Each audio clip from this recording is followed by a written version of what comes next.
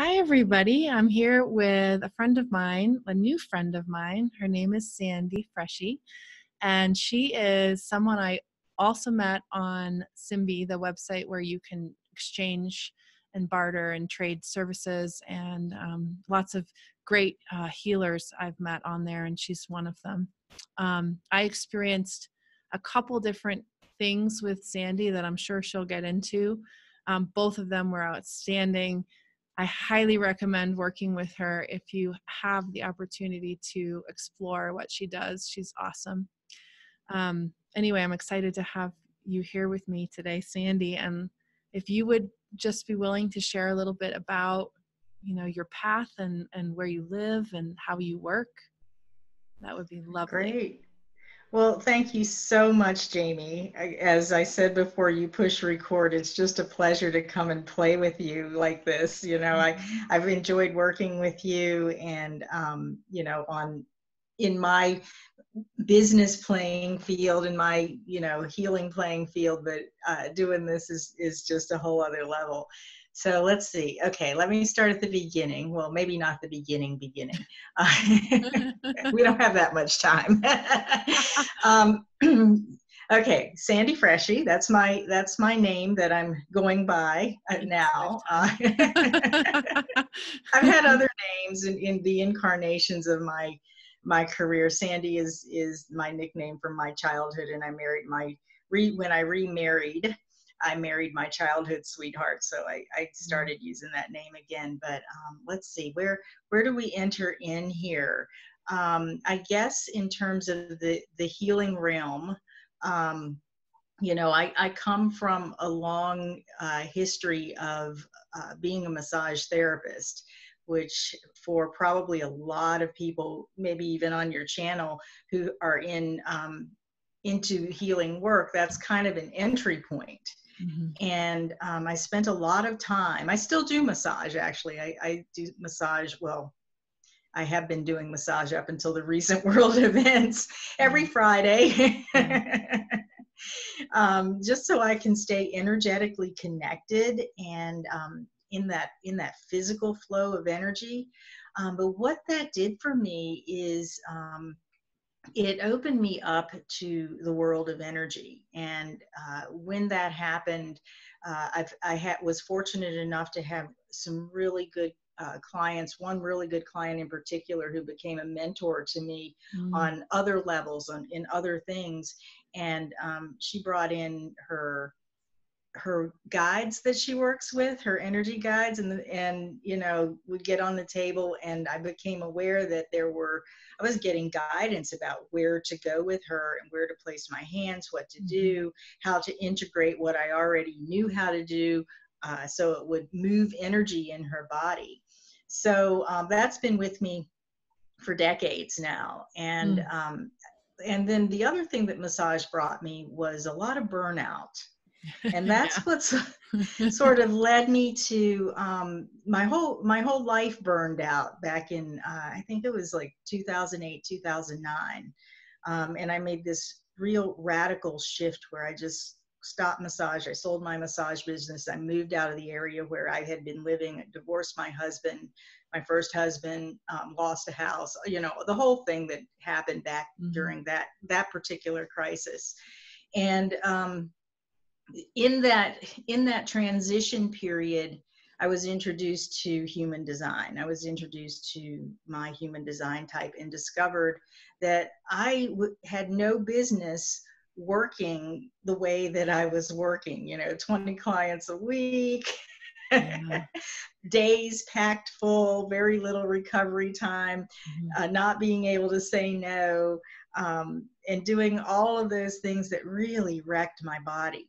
So it took me a long time to come back from that. And in the process of that, I started exploring life coaching, and I was getting certified as a life coach, and also learned how to access the Akashic records, and was doing some, at the time I was studying a technique called soul realignment. And that's kind of the basis for my energy work now is the soul realignment. And that that kind of paid the bills a little bit. Yeah. Along with a little job. Mhm. And I eked along, finally got into life coaching school when my energy started to come back. I met uh, reconnected with my high school sweetheart, and my life started to shift and turn in that direction. Got through my training for that, and then got into the business model of that, and realized that the way that they were teaching us how to get clients and initiate conversations and things that are really counter to my energy type were really not serving me.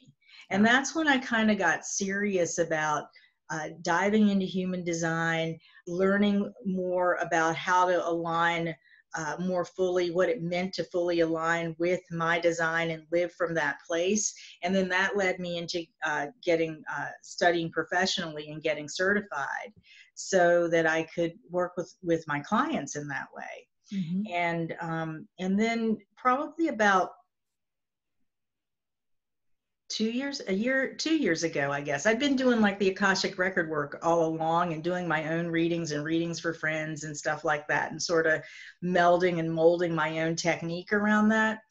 I think it was about a year ago, because I was living here in our new house and we moved here about a year ago. I started getting this nudge to like talk out loud. Yeah. Like, talk out loud, record what you have to say, connect with your higher self in that way, and really hear your higher self. So I started doing that for myself.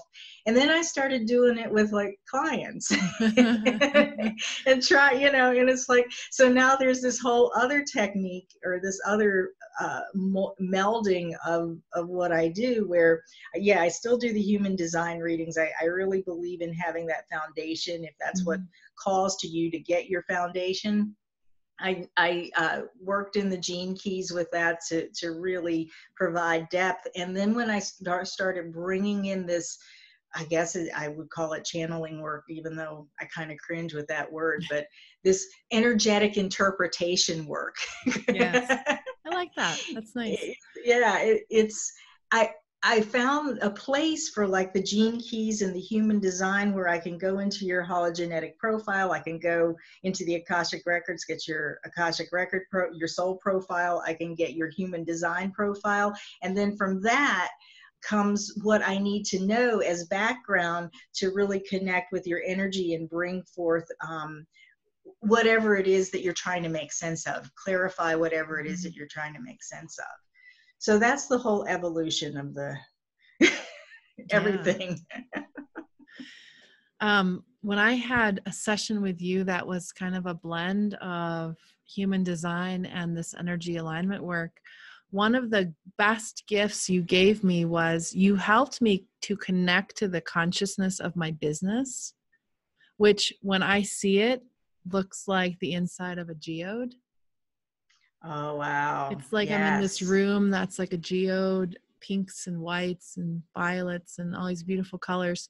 And so whenever I want to be creative with my business, I go in that space and see what I see in there.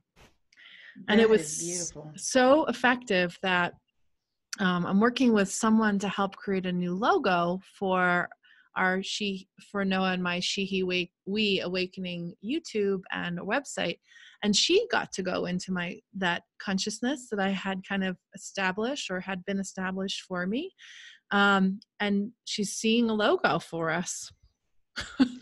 It's so fun. Is awesome. That is awesome. I'm wondering if you connected with someone else that you probably know on Simbi, because that's where I got that. Because I use that too when I connect with my business, and my business looks entirely different. And I got that from Wendy Wing on Simbi.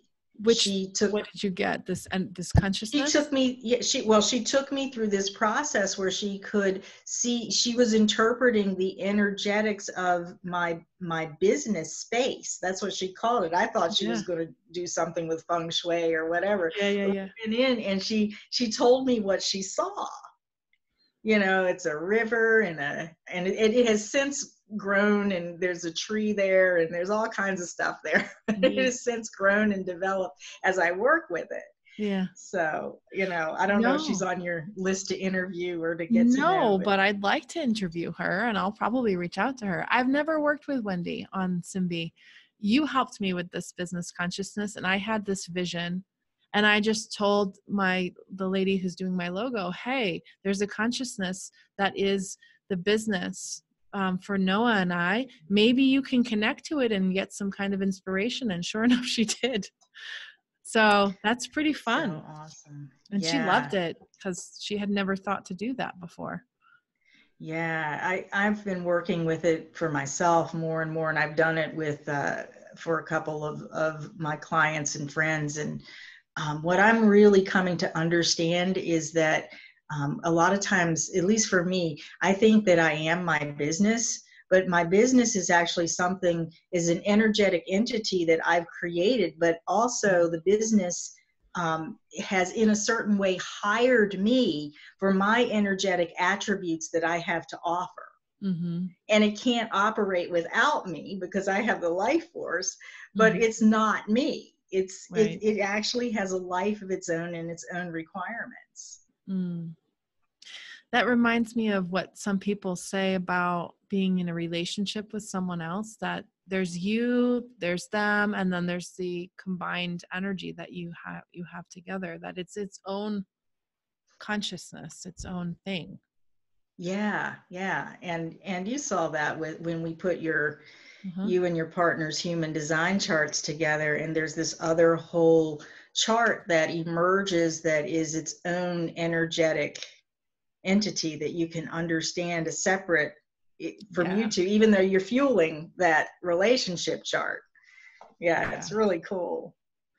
Yeah. So for anyone watching that has not heard of human design, it's basic. Well, I should let Sandy explain it. I will in a second, but you can go on jovianarchive.com and get a chart for yourself so you can see you can see with your own eyes what we're talking about. Sandy, would you explain the gist of human design? Yeah. Well, when you said you can see it, when I was doing massage, I would always was always thinking, I wish I could just see how this energy is running. Mm-hmm. And because I don't see auras consistently or anything like that. But when I saw the human design chart, it's like a schematic of your circuits and how they run through your chakras. And it's overlaid or integrated with the 64 hexagrams of the I Ching, which is related to the 64 codons of DNA that we all have. And then there's a component with all of the connections that has to do with the Kabbalah tree of life. And then there is the astrology part of it that kind of overlays the astrological archetypes and the planetary, the way the planets function. Your whole natal birth chart is on one side of that chart. And it shows you basically and very in depth, depending on what layer you go to, how your genetic potentials and how you can leverage your energy to really bring out your potentials and live them. What else can I say about that?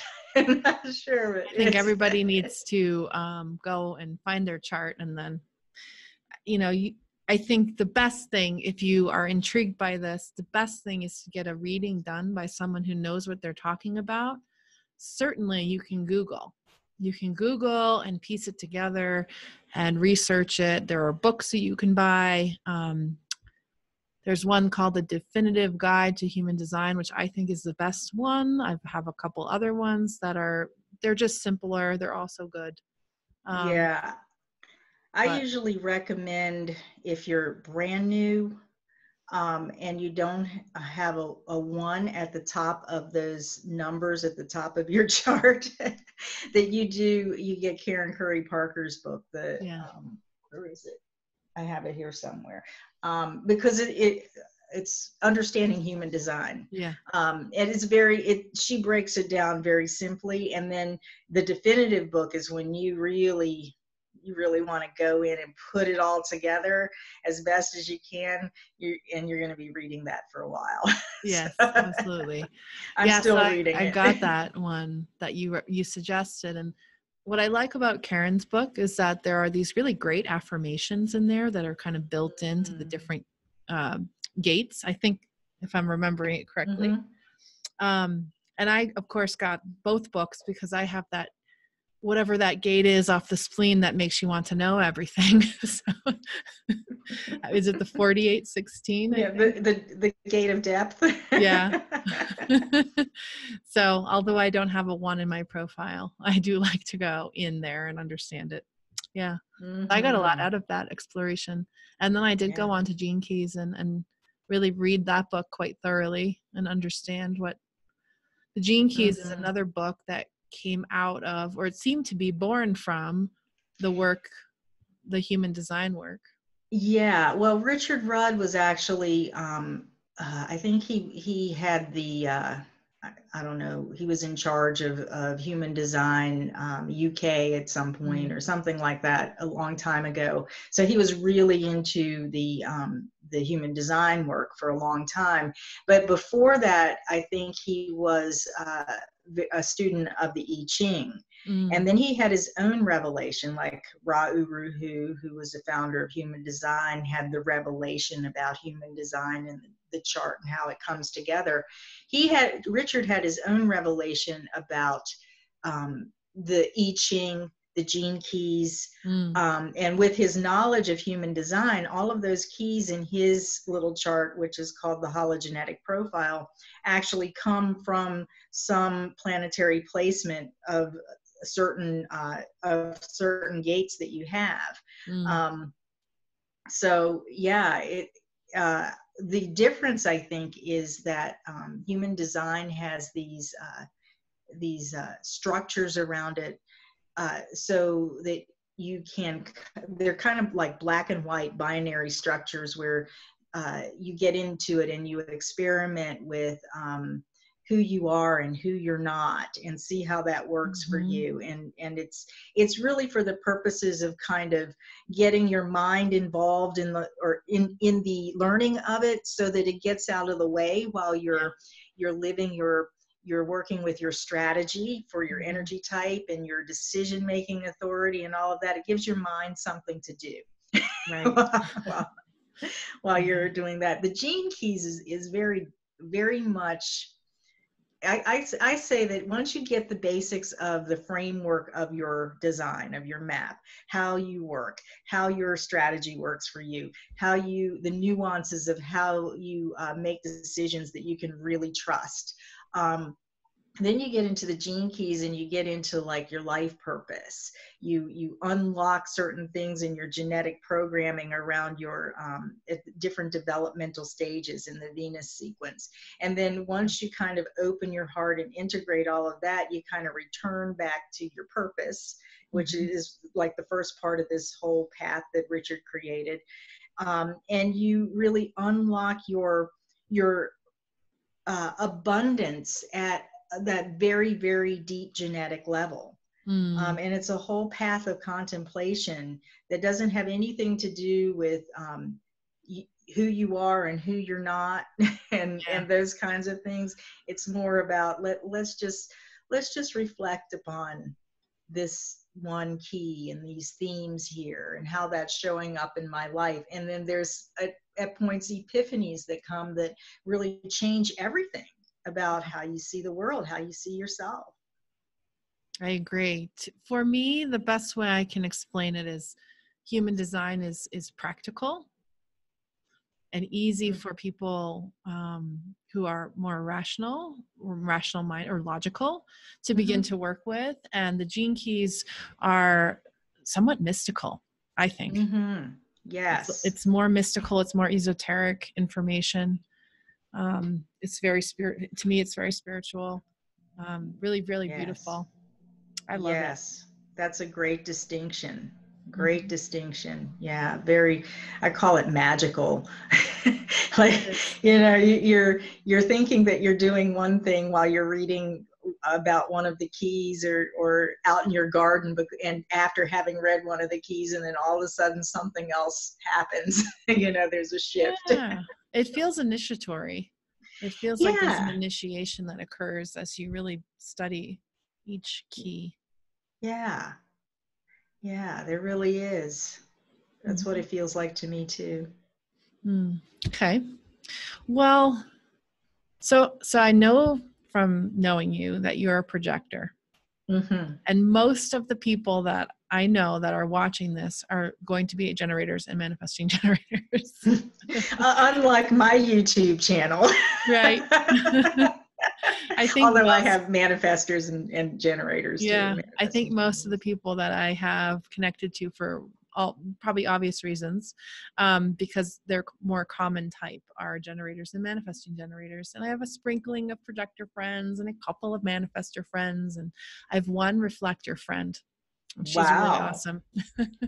Wow. So anyways, is there anything you want to say about the different types? You don't have to go crazy, but whatever. Well, I'll just kind of continue on with how you opened it up there. I'm not surprised that that's the way it is on, for your followers and your friends, that you have more generators and manifesting generators, because they make up about 70% of the people on the planet, and they're the ones who really have the energy to build things, to sustain life, to create life, sustain their creations, because they have that motorized energy coming from their sacral center, which is that related to the second chakra. So, I love that you got all, you have all those generators and manifesting generators around you, because you're a projector as well, and as a projector, you get to guide them when they invite you and ask you, which is so awesome. And projectors make up about 21% of the planet. I think our numbers are increasing. Oh, I'm sure. Because we're really right at this precipice. As projectors, I feel like we're the new leadership that's coming forth as we move into the next 7 years, which is a whole other conversation about the shift that's happening. Right. And there's a human design framework around that as well. So, and then you must have 100 friends, because you have one reflector. That's about 1%. They're the true 1% on the planet. All the other reflectors are hiding from me. I don't know. They're doing their own thing. They're following moon cycles. They're the only design that has no definition. Like when you look on their chart, all their energy centers are white. And I remember one of my clients who would track her potential boyfriends would email me with their charts from time to time. And she emailed me once with this reflector chart, and she's like, she emailed, she said, "I think my program is broken. What's wrong with this chart?" This guy's not right. So someone like that really takes in their whole environment. Yeah. And they're really good at knowing and facilitating the group process, and being able to sample other people's energies when they want to. When they're, And let's see, who did I leave? Manifestors. I do actually, I attract a lot of manifestors for some reason. But they're the ones, they're kind of like, archetypally speaking, the old leadership kind of an energy. Like the archetype of the kings and the pharaohs, where what they say goes, and their energy field is very much, it's kind of self-contained, where when they make a move, it impacts other people, and they're here to impact and hopefully inform, and that keeps them, in their flow, because people aren't getting angry at them, and they're not caught up in getting angry at other people. And, and generators a lot of times are kind of waiting around Generators and manifesting generators are kind of waiting around to be initiated and impacted by someone who's a manifester type. And then we projectors get to come in and guide them, the generators. Right. When the time is right. Generators can pick up, when they have a job and they're really responding to it, they can go and go and go. And then they get to a point where they kind of plateau, especially generators. Manifesting generators are a little different. And they sometimes need a little bit of guidance. And that's where projectors come in, because we're sort of standing out on the outside going, well, what's all this activity about? We're here to know how the work is to be done, but we're not here to necessarily do it. We're not really physically equipped to do all of that day to day or over and over. But we can watch it. And then when we're invited in, we're like the coaches. Oh, yeah, I see you doing this. There's another way. Yeah. I see. Would you like to know the other way? Yeah, exactly. Yeah. So one thing I'm so curious about, and I read the creator of human design, he talks about how he can feel the aura and know instantly what kind of person, or what kind of subtype they are. And so I'm curious if you've gotten good at that. I have been fairly accurate, like maybe 75% accurate. I'm pretty accurate, but here's the thing. Sometimes people can fool you because they've been conditioned for so long to live in a way that's not true to their energy type, that you might not know. Yeah. But I can recognize a lot of times a projector that is really pushing too hard and trying too hard, working too hard. I can feel that energy. Oh, me too. And you generators do have a certain feel.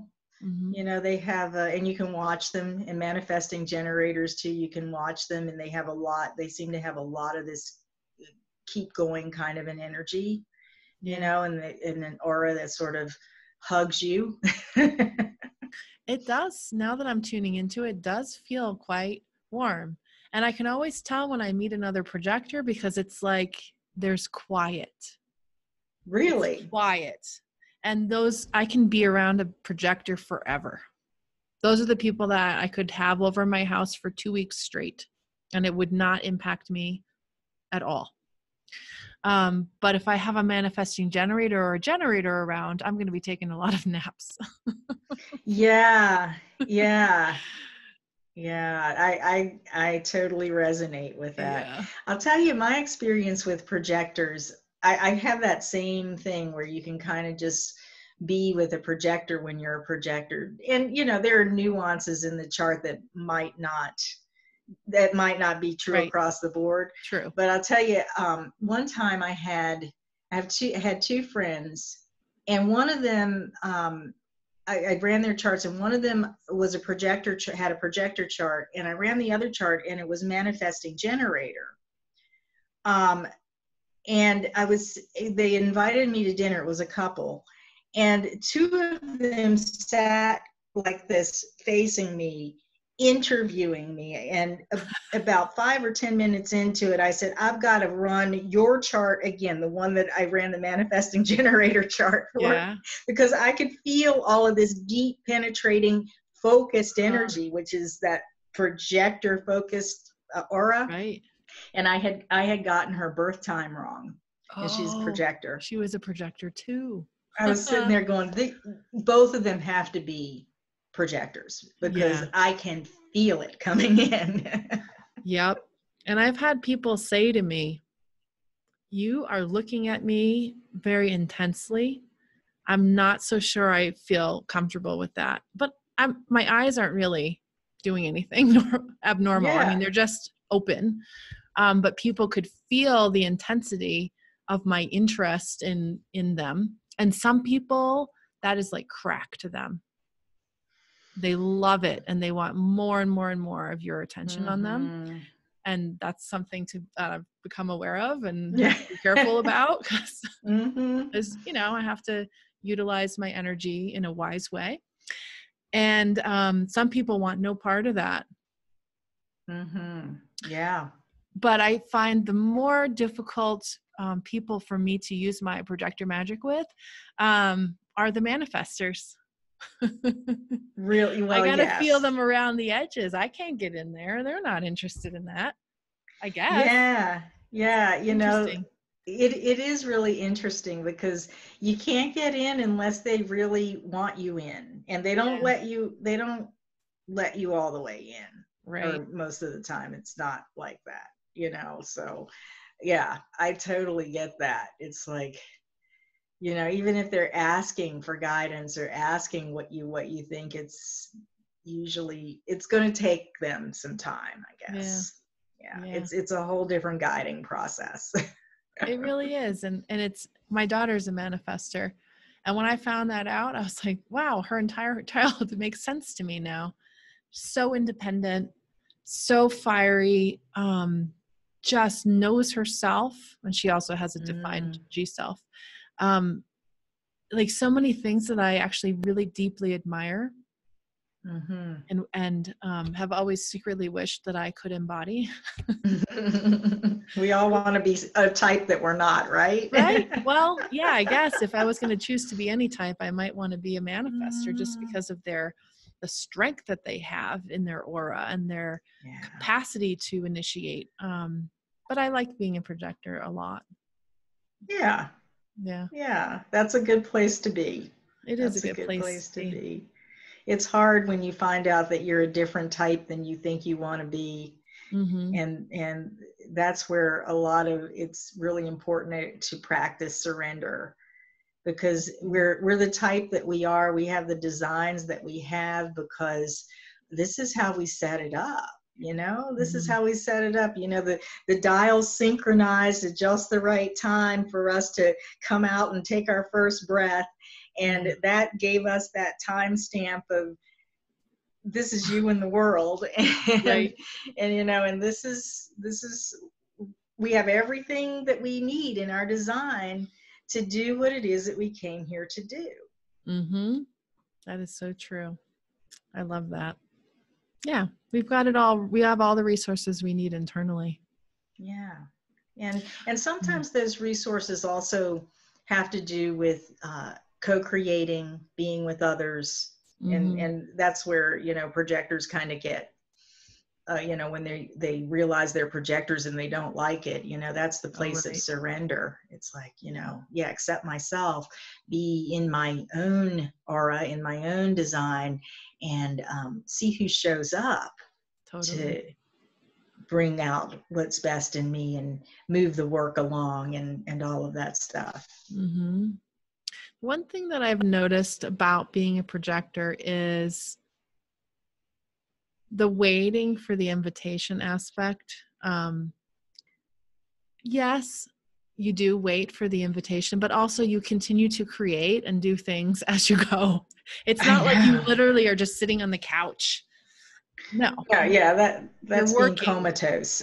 Yeah, Unless you're tired. right. Well, yeah, maybe you do need to be on the couch. But the more that I put myself out there, because I'm also a 4/6, which for everyone, you may not know this, 4/6s are just kind of networkers, people who like to be role models, like to have a big community. I've always been that. Um, and so for me, like the more I get myself out there and make myself seen and visible, then I can be invited. Hmm. It doesn't just magically Yeah, show up like for no reason, you know? exactly, exactly. And I think it boils down to, that waiting period is really waiting for those big things, like the the marriage proposals, the big moves and changes in your life, and while you're waiting for that stuff, you're living your life, you're in your bliss, you're in your Yeah. flow. And the strategy of waiting for an invitation then is kind of like just sort of chilling out, and not pushing, not trying to make stuff happen, being in your own creativity, keeping your vibration high, taking care of your body, because when those big invitations come, that's when you're called out. That's true. Like now, like how many Hmm. projectors are being called out right now? Probably a Exactly. lot. Yeah. Yeah, for sure. So I'm curious, how do you take care of yourself and your body? Because you do a lot of intense work with people. How do you take I care of yourself? Well, that's an ongoing process. um, yeah, I really, I'm sure like most people who follow you, I'm really um, into anything that's holistic and natural. I'm not a purist by any sense of the word. I still enjoy a steak. I'm not a vegetarian or anything like that. But I really try to listen to my body for what I need. And sometimes even, I work from home like a lot of people. Sometimes I'll have a whole schedule of things I think I need to do, and the sun is shining. So um, I put those aside, and if my body wants to be outside, I'm outside. Yeah.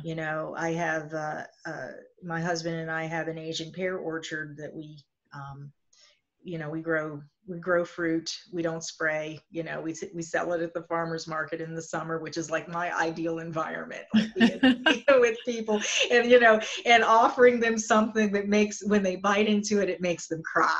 It's Yeah. like that's like the ultimate, and being able to educate people about them and stuff.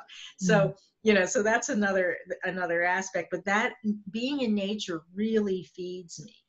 Mm. So I put that above anything that I have to do online. And I Mm. trust that whatever needs to get done gets done in the time that it needs to happen. And the more I trust that, the more energy I have, the more support, the more people come who are willing to Yes. help out, or whatever. And that, along with getting enough sleep, hydrating, watching your diet, getting exercise, all that stuff really helps me to stay grounded and healthy. Yeah. That's great. I love that, making nature and being in nature your priority. I could really feel how you are in service to the trees as you were explaining that. I'm like, oh, it's like the trees are an altar, or you're Oh my just a gosh, disciple of yes. the trees or something. I don't know. Yeah, I go out there, and um I pruned all of my trees this year by myself, which was interesting. It was great. I loved it. And I got all kinds of downloads and guidance, and it's Mm, like portals open up in the orchard. And mm, a friend of mine who is a projector has been out there with me doing, fiddling around and doing a few things. And she said that too. She said, this is an ideal place for people to come and do a little work, and it's like the energy just opens up and things come to them, and they share those things. Like, she was sharing stuff about her life, and I was having insights about yeah, things. you know it's like, and that happens every single time I'm out there in service to the trees. yeah. It makes me think of you doing a healing meditation, channeling the energy of this orchard. Yeah, that's a little different than what I had planned, but I could do that. Well, we can do whatever you want, but like just for you to know, like, I think that'd be a beautiful gift someday. Yeah, Just so yeah. people could feel that energy. I can already feel it, but not everybody can connect quickly to things. Yeah. So I'm just pretty. feeling into that. Let's see. I said I can do it, but I'm not sure if I can right now. No, they have to talk to me. Yeah. Yeah. Yeah, it's raining today. They're a little soaking wet, so I don't know what would come They're through. groggy. Okay. Well, is now a good time for you to begin to do what you had planned to do as a Yeah, gift? sure. Yeah. I Okay. had, in light of the current events, there's a lot of fear and worry, and projection into the future, uh, people getting triggered from the past, and all kinds of Mm, energy that's floating around that we can pick up. yeah. So I have this technique that I do called energetic defragmentation. I have a video of it somewhere on my channel, but I'm going to wing it today, and it might come out differently. And it's really to kind of get you get the pieces that are not yours out, so that you can make room to call the pieces that are yours back. So perfect. let me get centered here, and I'm going to invite everyone else to do that as well. So just take a few deep breaths and feel yourself where you are, sitting or lying down. Of course, if you're driving or you have to pay attention to something, do this a little later. And as you breathe, just go into your body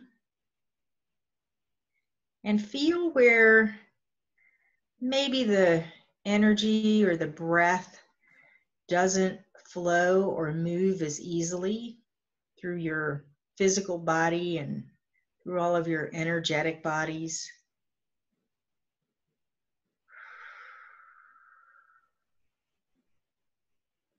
Kind of scan yourself internally and outside of your physical body in your energy field, all the way around, front, back, sides, above, below.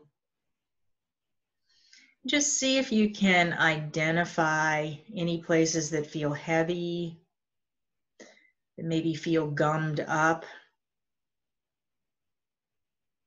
maybe aren't moving as easily as the rest of your energy and your sensation.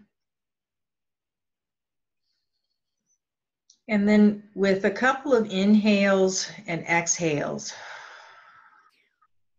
see if you can channel some light, some breath that loosens up those areas.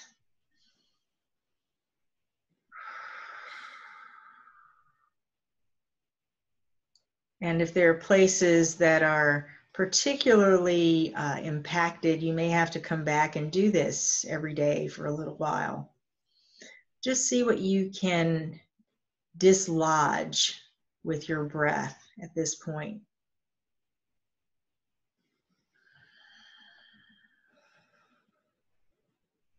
And then when it starts to loosen up, take your breath, and on your exhales, focus on moving those dislodged pieces out of your body, out of your energy bodies, out of your aura and your energy field.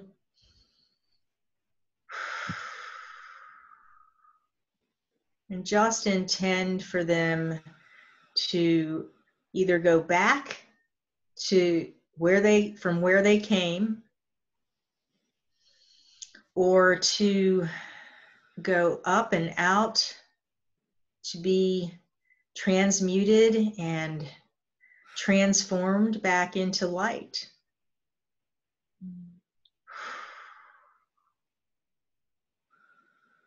And then when you feel that you are relatively clear,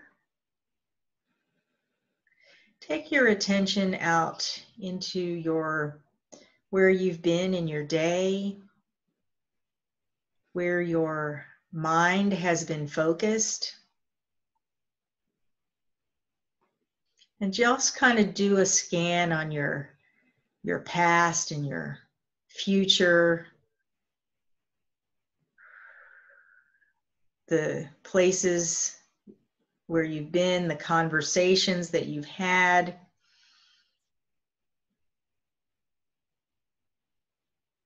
And see if there's any aspect of your consciousness or your attention that's kind of lingering somewhere else or with someone else. And if you've been particularly worried at this time, check your future for where you may have been placing some of your thought energy, some of your precious attention. And then on your inhales, gently call back in those pieces. And on your exhales, let them settle into those open spaces that you just emptied out. So inhale and call back those pieces. And exhale and let them settle in.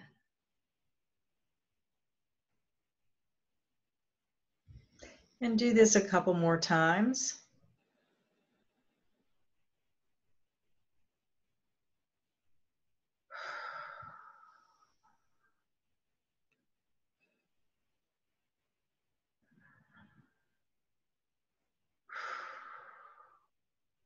And now just intend that these places, these pieces that you've brought back in, just sort of naturally meld and mold into your being here in this present moment. And then feel how much more solid you feel, how much more stable, calm, still, and grounded that you are.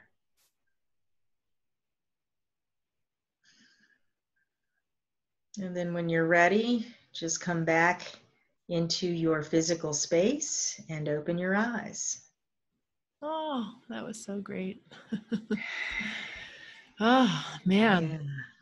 That was a little fast, but you can go back and kind of slow it down Repeat as needed. and work it into your daily process, your daily personal energy management routine. Mm-hmm. Yeah, it seems like a good thing to do at bedtime. Mm-hmm. For me anyway. Yes. That's when I do a lot of my meditating. Yeah. Sometimes I do it in the morning too, when I've had like a night full of dreams and I've maybe been a little restless or I've been out and those times when you wake up and you don't know who you are and when you are, that's a good time to kind of call back all the pieces. Yeah, you're right, before actually.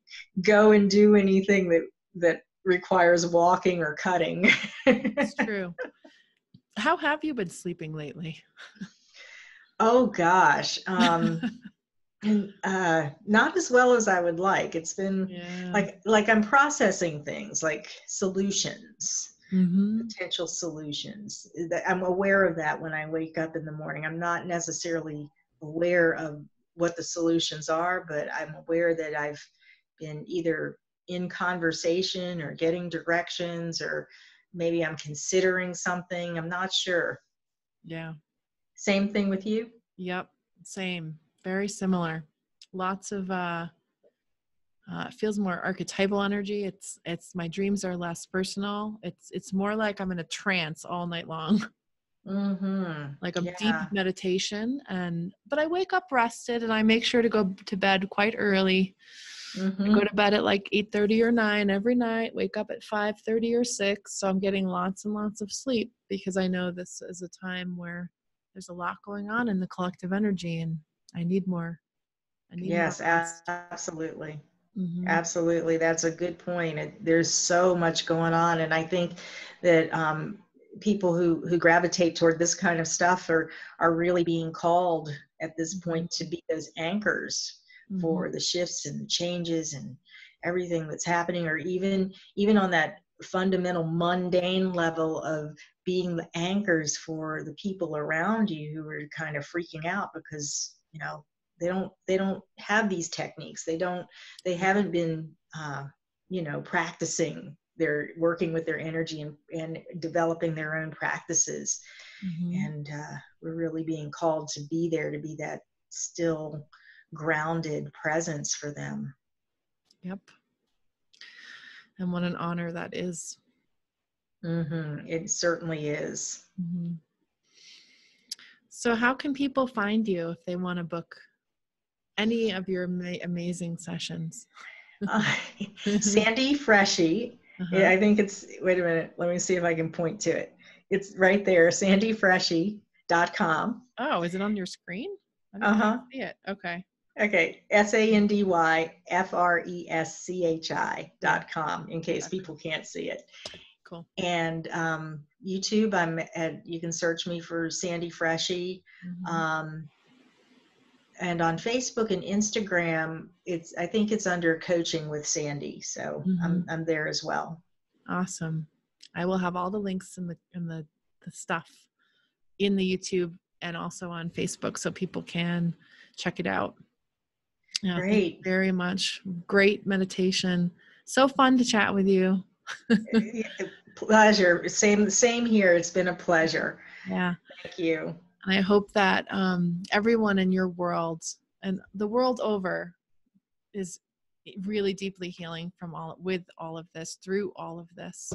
Mm-hmm. I hope Well, I think every time we come together in twos or threes or tens or whatever, even though we're not allowed in this state to be in groups of 10 right now, physical groups of 10, online, when everyone comes together in groups of 10 or more, 2 or 3, it just makes a difference. I think it just conditions the energy in a way that grounds and reorients and births this shift that we're going through.